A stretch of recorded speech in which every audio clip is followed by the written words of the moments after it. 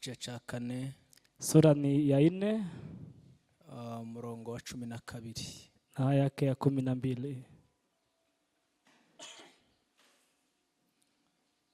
Aha niho bagaragaje ko ariho tuzasoma. Hapa ndipo kiini cha mkutano huu. Yakagire uhinyura ubusore bwawe ahubwo ubucitegererezo c'abizera ubyuvuga no ku ngeso zawe no ku rukundo no ku kwizera no ku mutima uboneye kugeza aho nzazira ujugira umwete wo gusoma no guhugura no kwigisha tukiregagiza impano ikurimo iyo heshejwe n'ibyahanuwe ubwo warambikwaga ibiganza by'abakuru ibyo ujye ubizirikana kandi abari byuhugukiramo kugira ngo kuja imbere kwawe kugaragarire bose wirinde ku bwawe no kubw'inyigisho wigisha uzikomeze kuko nugira utyo uzikizanya n'abakumva. Amen. Amen. Mtu awaye yote asiudharau ujana wako, bali uwe kielelezo kwao waaminio katika usemi na mwenendo na katika upendo na imani na usafi. Hata nitakapokuja ufanye bidii katika kusoma na kuonya na kufundisha, usiache kuitumia karama ile iliyomo ndani yako uliopewa kwa unabii na kwa kuwekewa mikono ya wazee. Uyatafakari hayo, ukae katika hayo, ili kuendelea kwako kuwe dhahiri kwa watu wote. Amen. Turabashuhuje mwese. Nawasalimu nyote. Kandi twishimiye kubabona. Na tumefurahia kuwaona. Ribaye ni mara ya pili kuwa mahali hapa. Ndituru najino nshitse murantumira ndaza mba hano. Na wakati ule nilikuwa hapa mmenialika nikaja tukawa pamoja hapa. Kuongera mara tena kuwa hapa ni baraka. Twageze aha ejo nijoro. Tulifika hapa jana jioni usiku. Dufite umuruho mwinshi. Tukiwa tumechoka sana. None turumva twatangiye kuruhuka. Tunajihisi tumeanza kupumuzika kiasi. No kuvuga ngo tumeze neza muri make. Tuko salama salamini. Ikindi kweze mu nzu y'Imana. Na tukiwa kwa nyumba ya Mungu ni neno la thamani sana. Turabararitse mwese. Tunawaalika ninyi nyote kugira ngo uyu tubanemo cyane, ili tuambatane kwa wakati kama huu. Semugubwe neza, ujihisi na mufurahie Mungu. Nukuvuga ngo nguko pastor yabivuze turaza gukoresha umwanya kama vile mchungaji amesema, tutakuja kutumia muda vizuri. Mugubwe neza, mujihisi nyumbani mwa Mungu. Kandi turajizera ko Imana iza kuboneka hano. Na tutaamini Mungu atadhihirika katika ibada ya leo. Bwana sifiwe. Amen.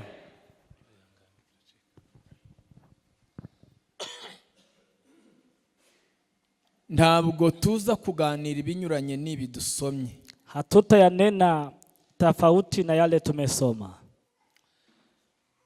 Imana iboneka ryari? Mungu anaonekana lini? Imana ibahe? Mungu anaishi wapi? Imana igenda nite n'abantu bayo? Mungu anatembea aje ama anaambatana aje na watu walio wake? Ntabwo mu by'ukuri tuje gukora ikintu kidasanzwe gikorwa. Hatukuja kufanya kitu ambacho si cha kawaida. Kandi ndibwira ko mutateguye igiterane kinyuranye n'ibindi biterane. Na nafikiri hamujandaa mkutano tofauti sana mikutano ingine yoyote. Ariko hari ico ngira ngo tuza gutandukanya. lakini kuna tofauti kidogo. Turaza gutandukanya Imana no kuyitandukanya n'imyumvire y'abantu. Tutakuja kutenganisha Mungu na fikra za kibinadamu. Turabiyegereje cyane. Tunawakaribisha ninyi nyote. Mugubwe neza cyane. Mujihisi vizuri katika nyumba ya Mungu. Natwe tumerewe neza. Hata sisi tunayo furaha nyingi. Kandi turisanga. Na tunajihisi vizuri. Rwose na amahoro.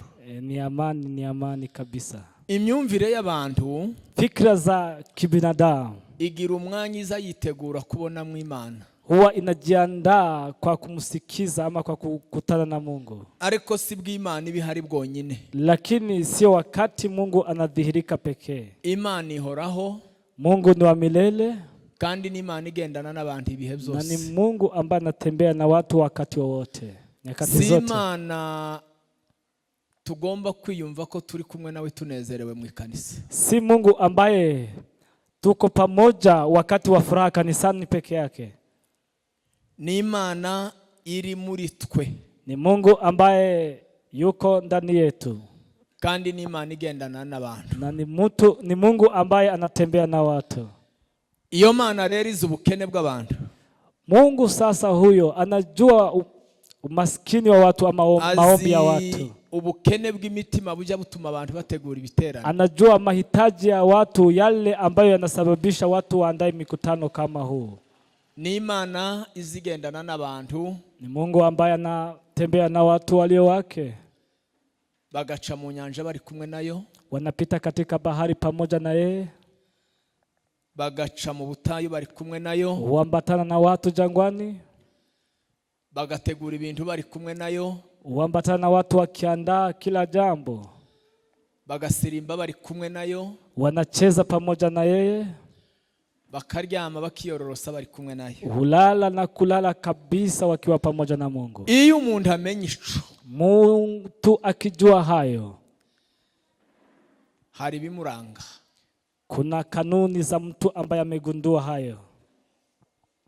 Hari ibintu biranga umuntu uzi ko agendana n'Imana. Kuna yale maneno ama tabia zinaambatana na mtu ambaye amemjua Mungu. Hari nibiranga abantu baza bagira ngo bari kumwe n'Imana mu ikanisa gusa. Na kuna yale yanadhihirika kwa yule ambaye anafikiria Mungu ni Mungu kanisani peke yake. Mu myumvire y'ubumana rero, kwa fikra za Mungu, cyo nico dushaka ko tuganiraho tugatinda. Tutaongelelea mawazo ya Mungu ama fikra za Mungu. Umusore wubaha Imana, kijana ambaye anamdhamini Mungu, umugabo ugendana n'Imana, mzee ambaye anamuogopa Mungu, umugabo utinya Imana, mzee ambaye anamuogopa Mungu, mama utinya Imana, mama ambaye ananyenyekea ama anamtii Mungu, umuntu wumva kuko buri ijisho ry'Imana ni ijisho ry'imbabazi ariko kandi ni ijisho ry'igitsure. Jicho la Mungu ni jicho la rehema, pia ni jicho la hasira. Ibyo bizabibona umuntu ugendana n'Imana. Yale yote yanajulikana kwa yule ambaye amemgundua Mungu ama anamjua. Uru rugendo rero, safari hii sasa, Bwana sifiwe. Amen. Ni urugendo twifuza ko rutubera urugendo rwo kwerekana Imana. Ni safari ambayo tunatamani iwe safari ya kumuonyesha Mungu, ya kudhihirika mbele ya Mungu. Kandi turifuza nawe utwumva, na wewe ambaye unatusikia, tunatamani hivi kugira ibyo uhindura, uweze kuyabadilisha moja ama mawili. Mwanditsi umwe yaranditse ngo ni iki gituma abantu bahora babwira Imana ngo nihindure ibintu. Mwandishi mmoja alisema, kwa nini watu wanaomba Mungu abadilishe maneno? Ni iki gituma abantu bahora basenga Imana ngo Mana hindura ibintu? Kwa nini watu wanatamani kubadilisha maneno wakati wowote? Ni iki giterane buriya ni igiterane cy'abantu bifuza ko hari ibyo Imana ihindura. Hata mkutano huu ni mkutano wa kutamani mabadiliko. Ariko mwanditsi wamukosoye, lakini mwandishi mwingine ambao amemusahisha yaravuze ngo Imana ichizihindura ni wowe. Alisema kile ambacho Mungu anabadilisha ni wewe. Iyo umuntu ahindutse, mtu anapobadilika, n'ibindi yifuza ko bihinduka bizabihita bihinduka. hata yale mengine yote anatamani yabadilike huwa Ni yanabadilika. ukuvuga ngo guhinduka kwacu Kubadilika kwetu sasa niko guhindura ibyo twifuza byose. ndiyo yanabadilisha kila jambo. Bavandimwe muze kutwumva cyane Ndugu zanguni, mkuje kunisikiza sana kugira ngo turebe ko tuzarangiza iyi seanse tubonye Imana kandi duhindutse. ili tuweze kutamatisha tukiwa tumepokea neno la Mungu mioyoni mwetu na tukiwa Ndashimira tumebadilika. Pastor kuva i Bukavu. Nashukuru pasta kutoka Bukavu nchi ya Kongo. Ndashimira ubuyobozi bw'itorero baraduhamagaye turavugana kenshi neza cyane. Nashukuru viongozi wa kanisa walitupigia simu tukaweza kuongea. Aho twaraye mwatugiriye neza pe. Mahali tumelala umetupokea vizuri. Biblia twasomye Mahali tumesoma Biblia inasema yavuze inama z'umuntu mukuru mu gakiza witwa Paulo. imesema ushauri wa mtu mkubwa katika imani ambaye anaitwa Paulo. Paulo yareze abantu benshi. Paulo amewalea watu wengi. Paulo ni umunyabwenge. Paulo alikuwa ni msomi. Paulo ni umjijuki. Paulo alikuwa anajua maneno. Paulo yari afite experience yo kuva mu butoya kugera aho yarageze. Alikuwa na ujuzi kuanzia utotoni mpaka miaka ile aliandika. Paulo yabayeho atariga kimwe nuko twese twabayeho tutariga. Paulo mbeleni aliishi maisha yale ambayo hakuwa amesoma. Paulo yabayeho yiga. Alikuwa chuoni ama shuleni. Paulo yabayeho yararangije kwiga. Paulo alikaa akiwa msomi, amemaliza, amehitimu masomo yake yote. Paulo ibitabo biramuhamya. Paulo maandishi yanamshuhudia. Kandi bimuhamya mu bintu bitatu yisangije. Na maandishi yanamshuhudia kwa maneno matatu ya kipekee. Ibitabo byinshi bihamya Paulo mu buryo bw'umubiri n'amategeko. Vitabu vingi huwa vinashuhudia Paulo kwa mwili na sheria. Ni ukuvuga ngo Paulo mu buryo bwiwe bw'imibereho, kwa maisha yake yeye Paulo mwenyewe, yari yaratoranijwe n'inteko z'abayuda nk'umugabo w'umunyabwenge kandi w'inyangamugayo. Alikuwa ameteuliwa kwa vikao vya wataalamu wa Wayahudi kama mtu ambaye amekomaa kwa imani. Paulo agahamwa mu buryo bwo mu mwuka. Ameshuhudiwa kiroho pia. Ibitabo byerekana ko ari we wenyine wemewe nk'intumwa atarabonye Yesu ngo bagendane. Vitabu vinashuhudia kwamba Paulo ndiye mwenyewe amekubaliwa kuitwa mtume na hajawahi kumuona Yesu Kristo. Agira ubuhamya bwiza cyane Paulo. Ana ushuhuda mzuri sana Paulo. Aho niho havuye guhinduka kw'izina ryiwe. Hapo ndipo kubadilika kwa jina lake. Paulo akongera akagira ubuhamya bwa gatatu. Paulo ana ushuhuda wa tatu.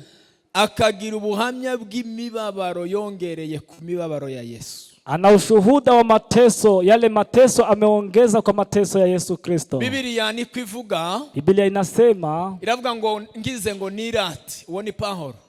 Amesema nikijivunia, aravuga ngo sinokwirata amasomo, siwezi jivunia masomo yangu, sinokwirata amashuri, siwezi jivunia usomi ama ujuzi, sinokwirata ubuyuda, siwezi jivunia kuwa Myahudi, sinokwirata gukomoka mwa Binyamini, siwezi jivunia kuwa mtu wa ukoo wa Benyamin, sinokwirata kuba watoranijwe, siwezi jivunia kuwa mtu ambaye ameteuliwa. Aravuga ngo nokwirata imibabaro nagize ku bwa Yesu. Naweza jivunia mateso kumuhusu Yesu, kwa ajili ya Yesu. Umuntu umeze atyo, mtu ambaye anakaa hivyo, reka twumve inama ziwe. Wacha tusikize ushauri wake. Bwana sifiwe. Amen. Haleluya. Haleluya. Twumve izi nama z'uyu muntu. Tusikie ushauri wa mtu kama huu. Ni kumunyabwenge nk'uwo avuga. Ni nini, ni kipi ambacho mtu msomi kama huyu anakinena? Timuruzi nyuma y'ibi bintu zose. Baada ya maneno haya yote, ibi yale ambayo ametuzingira, ibi byose bitegetswe n'ibindi tudaye tureba. Haya ambayo yanaonekana yanaongozwa na maneno ambayo hayaonekane. Iyi si yose ibi bintu byose, dunia hii, vitu vyote hivi, ibi bitegetswe n'ibindi tudaye tubona. Hivi vyote vinaongozwa na kitu kingine ambacho hakidhihiriki. Kandi nyuma yo gukurwaho kwibi ibi byose, baada ya kuondolewa kwa haya yote, hazabaho ubundi buzima. Kuna maisha mengine. hazabaho ubundi buzima. Kuna maisha mengine. Iyo umuntu akora ibi, Mtu akifanya haya, uko si ibiduhe dukora, si haya tunayafanya. ibiduhe dukora n'abandi bo bikora, Haya ambayo tunayafanya hata wengine wanaweza kuyafanya. ko turakora ibidahe biboneka. Tunafanya yale ambayo hayadhihiriki, hayaonekane. Ibyo duhe dukora byose, ibi bintu byose mu buzima, Kazi zote ambazo tunazifanya maishani, si ibyo tuhaye dukora, si zile tunafanya. ko turakora ibindi bidahe bigaragara. Tunafanya kazi zingine ambazo hazionekane. Nico gituma nyuma y'ibi Ndio maana baada ya haya hazaba gutangara. kutakuwa kushangaa, mshangao. Hey, hallelujah! Hey, hallelujah! Hazaba gutangara Kutakuwa gukomeye. kushangaa, ushangao mkubwa. Niyo mpamvu ngira ngo mbagire inama bavandimwe, Ndio maana na washauri ndugu zanguni, mwige gukora ibintu biherekejwe n'umugambi w'Imana muri mwebwe. jifunzeni kufanya kazi zile ambazo zinaambatana na mpango wa Mungu ndani yenu. Kuririmba indirimbo ziherekejwe n'indirimbo zo kuramya Imana. Kumsifu Mungu ikiambatana na nyimbo ambazo ni za kumsifu Mungu ya ukweli. Kubwiriza nkuko mpaye mbwiriza guherekejwe n'umugambi wo kubwiriza ngo hamenyekane Imana. Kuhubiri kama vile ninahubiri, lakini ikiongozwa na nia nzuri ya kumtukuza Mungu ili mmoja ama watu wengi waweze kuokoka.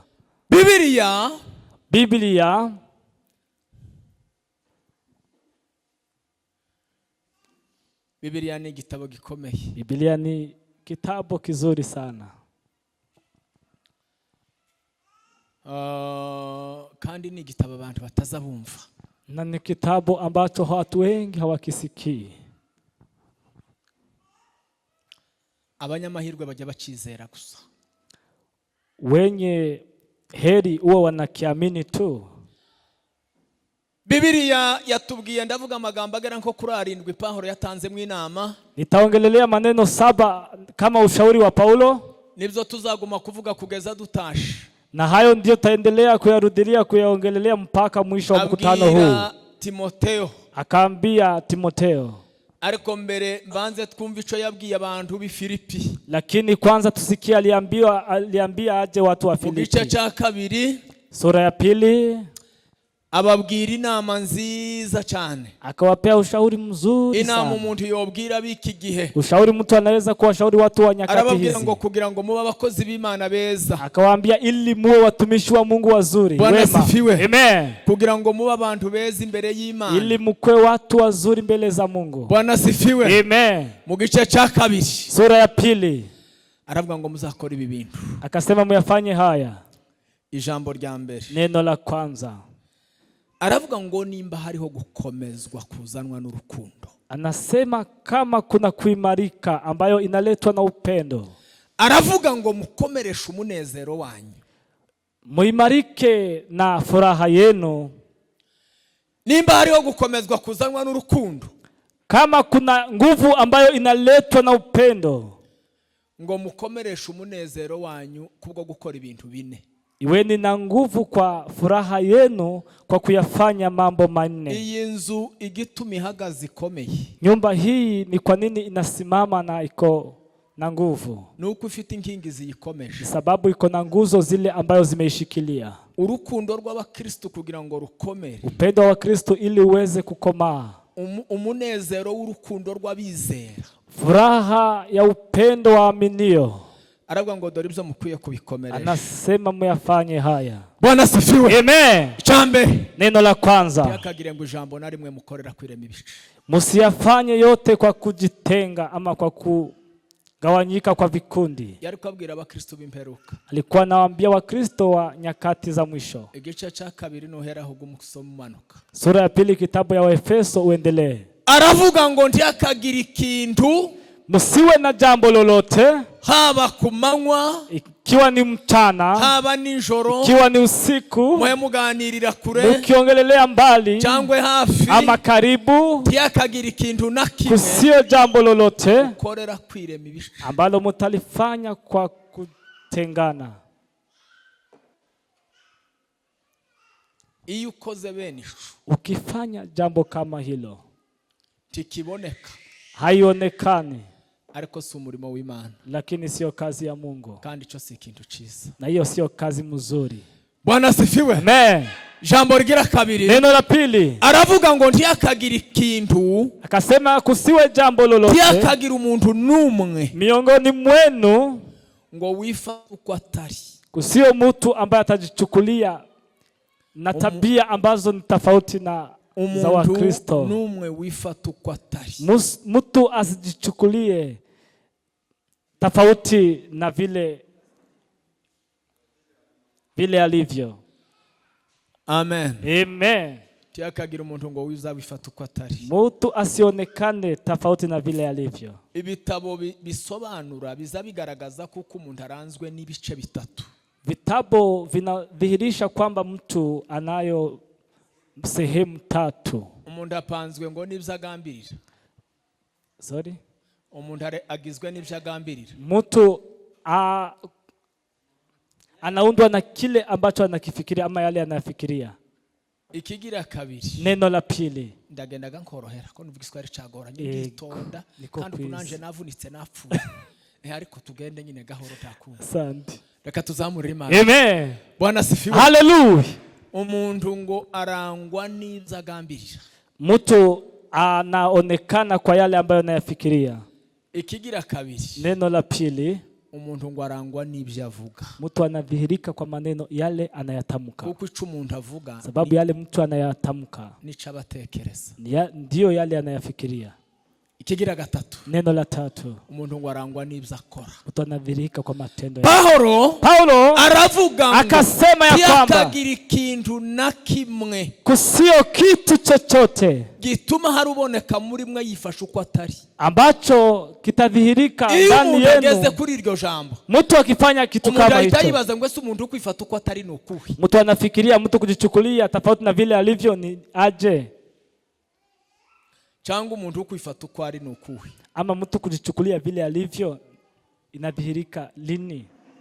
Umukristo agaragara ko uko ari uko yagize ate. Mkristo anadhihirika amejichukulia vile alivyo akifanya kitendo gani? Mu bitabo bitandukanye, vitabu tofauti byuzuza ijambo Yesu yavuze ngo uko muri ntikwihishe, ambayo yanashuhudia jambo Yesu amesema ya kwamba vile mulivyo sio siri. Avuga yuko turi inzandiko zisomwa n'abantu bose. Akasema sisi ni barua ya kusomwa na watu wote. Ni ukuvuga ngo umuntu upanze neza, mtu ambaye amepangwa vizuri, agira uko agaragara, kuna vile anadhihirika. Ukimubona mu bantu, ukimwona tu mbele ya watu, uzusanga umuntu yuzuye, unamuona akiwa amejaa. Amaso y'umuntu wuzuye, macho ya mtu ambaye amejaa, agira uko azareba, kuna vile anaangalia. Akanwa k'umuntu wuzuye, kinywa cha mtu ambaye amejaa, kigira uko kimeze, kuna vile ilivyo. N'umutwe, hata kichwa, n'umwambaro we, hata nguo zake. Umunsi umwe Elisa yabajije Gehazi, siku moja Elisa alimuuliza Gehazi, kandi imyaka babanye bibiri uko ivuga ntigeze kumubaza ijambo nkiri, na miaka yote waliishi na yeye kumuuliza swali, ngo yifata uko atari. Siku moja akajichukulia tofauti na vile alivyo. Amen. Aramubaza ngo ese Gehazi, akamuuliza Gehazi, waruri noneho ulikuwa wapi?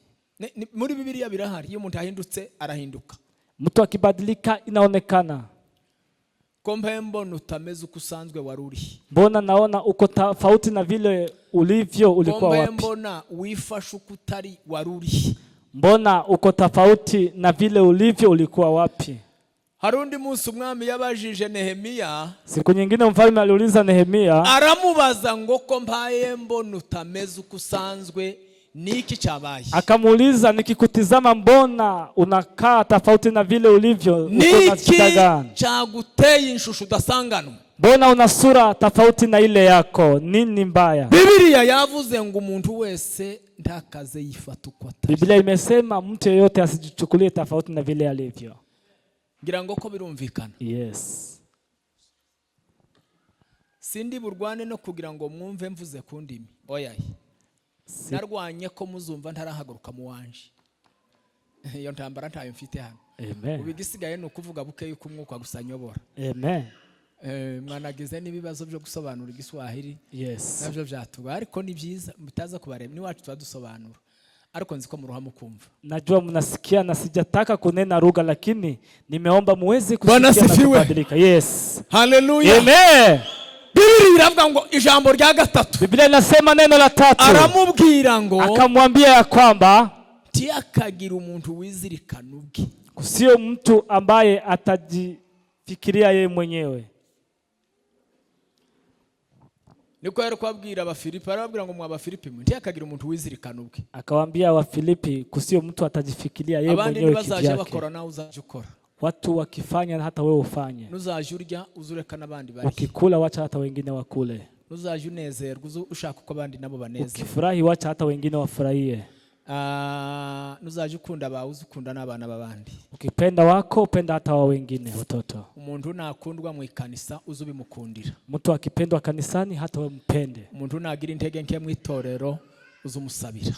Mtu akiwa na udhaifu kanisani muombe. Tiyakagira umuntu wizirikana. Kusio mtu ambaye tiyakagira umuntu wiyitaho wenyine. Kusio mtu atajijali yeye mwenyewe. Uko niko Paulo yari kwabwira abafilipi. Ndivyo Paulo aliambia wa Filipi. Arababwira ngo dore ubukristo bwiza. Akawaambia kuwa mkristo mzuri. Tiyakagira umuntu wizirikana. Mtu asifikirie pande yake mwenyewe. Ngo ariko umuntu azazirikana na mugenzi we. Lakini mtu aweze kumjali hata mtu mwingine. Ijambo rya nyuma. Neno la mwisho. Aravuga ngo akasema muje mugira wa mutima wari muri Kristo Yesu. Iweni na moyo ambayo ulikuwa ndani ya Kristo. Uyu mutima wari umutima umeze umutima wari muri Kristo Yesu. Moyo wa Kristo ulikuwa ni moyo wa aina gani? Haleluya. Amen. Haleluya. Haleluya. Wari umutima wo kutizirikana. Likuwa ni roho ya kutojijali yeye mwenyewe. Umutima wo kutikunda. Kutokujipenda. Umutima wo kutishira hejuru. Roho ya kutokujiinua. Umutima wo gukunda ivy'Imana ikunda. Roho ya kupenda yale Mungu anayapenda. Umutima wo kwanga ivy'Imana yanga. Roho ya kuyakataa yale Mungu anayakataa. Umutima wo kuba umunyakuri. Roho ya kuwa mwenye haki. Muze muba abanyakuri. Iweni wenye haki kugeza kugupfa mpaka mwisho. Iyo usoma igitabo cha Yoshua, kisoma kitabu ya Yoshua, kiravuga ngo bimwe mu byatumwe Yoshua na Kalebu batandukanywa n'abandi bantu. Ikasema tofauti ya Kalebu na Joshua na wale wengine 10 nuko ngo babaye abanyakuri. Sababu wamekuwa wenye haki. Abantu tugomba kwitoza kuba abanyakuri. Watu tujiandae kwa wenye haki. Iyo umuntu atabaye umunyakuri, mtu akikuwa sio mwenye haki, azasanga ikitari ukuri mbere, wanayapata yale ambayo si ukweli mbele.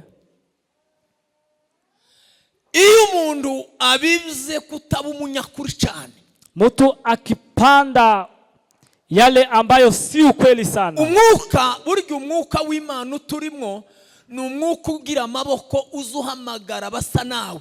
Roho ambaye yuko ndani yetu ni roho ambaye yana mikono, huwa inaita wale ambao wanakaa kama wewe. Abo munganyi nimero. Ndio sababu wale ambao mko size moja nibo muzamwegerana, ndio mnakaribiana. Iyo utagira ukuri kwinshi, kama wewe sio mwenye ukweli, uzawubakana n'abagira ukuri guke gusa. Wewe unakaribiana sana, unambatana wale ambao hawana ukweli. Ariko iri umunyakuri cyane, lakini ukiwa mwenye ukweli sana, ibitari ukuri bizabiguma bikaguhunga. Yale ambayo si ukweli huwa inatoroka. Kuruhugeze kubanyakuri, paka unamfikia mwenye kandi ukweli. Kandi umunyakuri numwe, na mwenye ukweli ni mmoja. Yesu. Ni Yesu. Ni Yesu mwana w'Imana. Yesu mwana wa Mungu. Abamurimwo bose, wale wote ambao wako ndani yake na abanyakuri. Ni wenye ukweli. Umunsi umwe bambwiye kujya kubwiriza muri restoration, bari bafite ibihe birebire. Siku moja waliniambia niende kuhubiri restoration, kwa nini baransaba ngo mbwirize ngo si cyaha niki. Wakaniomba nihubiri dhambi ni nini.